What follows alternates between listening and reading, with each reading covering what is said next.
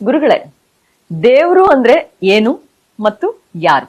ಇದು ಯಾರ್ಯಾರು ಆಸ್ತಿಕರಿದ್ದಾರೆ ಅವ್ರೆಲ್ರಿಗೂ ಕಾಡುವಂತ ಪ್ರಶ್ನೆ. ದೇವರು ಅಂದ್ರೆ ಯಾರು? ದೇವರು ಅನ್ನೋದೇನು ಅಂದ್ರೆ, ನಮ್ಮ ಅದ್ವೈತದ ಪ್ರಕಾರ, ಅದ್ವೈತ ವೇದಾಂತದ ಪ್ರಕಾರ ದೇವರು ಅನ್ನೋದು ಬೇರೆ ಎಲ್ಲೂ ಇಲ್ಲ, ನಿನ್ನ ಒಳಗೆ ಇದೆ ಮತ್ತು ನೀನೇ ದೇವರು ಅಂತ. ಬೆಳಕು ಇನ್ನೆಲ್ಲೋ ಇಲ್ಲ, ನೀನೇ ಬೆಳಕು, ಇನ್ನೆಲ್ಲೋ ಹುಡುಕಬೇಕಾದದ್ದಿಲ್ಲ ಅಂತ. ಇದು ಅದ್ವೈತ ವೇದಾಂತದ ಮಾತು. ಆ ಕಾರಣದಿಂದನೇ ನಮ್ಮ ಹಿರಿಯರು ಹೇಳ್ತಾರೆ, ನೀನು ಮನುಷ್ಯನಾಗಿ ಹುಟ್ಟಿದ್ದೀಯ, ಇದನ್ನ ಮಧ್ಯಮ ಲೋಕ ಅಂತ ಕರೀತಾರೆ. ಕೆಳಗಡೆಯೂ 7 ಲೋಕ ಇದೆ, ಮೇಲೆಯೂ 7 ಲೋಕ ಇದೆ. ಮನುಷ್ಯ, ನೀನು ಮನಸ್ಸು ಮಾಡಿದ್ರೆ, ನೀನು ಸಾಧನೆ ಮಾಡಿದ್ರೆ ನೀನೇ ದೈವತ್ವಕ್ಕೆ ಏರಬಹುದು, ನೀನೇ ದೇವರು ಆಗಬಹುದು. ಅದಕ್ಕೆ ಉದಾಹರಣೆ ಇದೆ.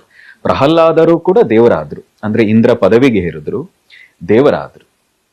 ಅದೇ ರೀತಿಯಲ್ಲಿ ನಹುಷ ಕೂಡ ಸಾಧನೆ ಮೂಲಕ, ತಪಸ್ಸಿನ ಮೂಲಕ ಆ ಇಂದ್ರ ಪದವಿಗೆ ಏರಿ ದೇವರಾದ್ರು. ಅಂದ್ರೆ ಅರ್ಥ ಏನು?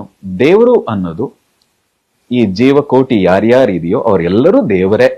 ಆದ್ರೆ ಪರಮಾತ್ಮ ಅನ್ನೋನು ಅಲ್ಟಿಮೇಟ್. ಅವನು ಹುಟ್ಟು ಇಲ್ಲ, ಸಾವು ಇಲ್ಲ, ಅವನು ಆದಿಯೂ ಅಲ್ಲ, ಅಂತ್ಯವೂ ಅಲ್ಲ, ಪರಿಪೂರ್ಣನಾದವನು ಯಾರು ಅಂದ್ರೆ ಅವನು ದೇವರು. ಅವನನ್ನ ಪರಮಾತ್ಮ ಅಂತ ಕರೀತಾರೆ. ಪರಮಾತ್ಮ ಬೇರೆ, ದೇವರು ಬೇರೆ. ದೇವರು ಎಲ್ಲರೂ ಆಗಬಹುದು. ಈಗ ರಾಮನನ್ನ ಸಾಮಾನ್ಯ ಮನುಷ್ಯನಾಗಿ ಹುಟ್ಟಿದವನು ರಾಮ, ಆದ್ರೆ ತನ್ನ ನಡವಳಿಕೆ ಮೂಲಕ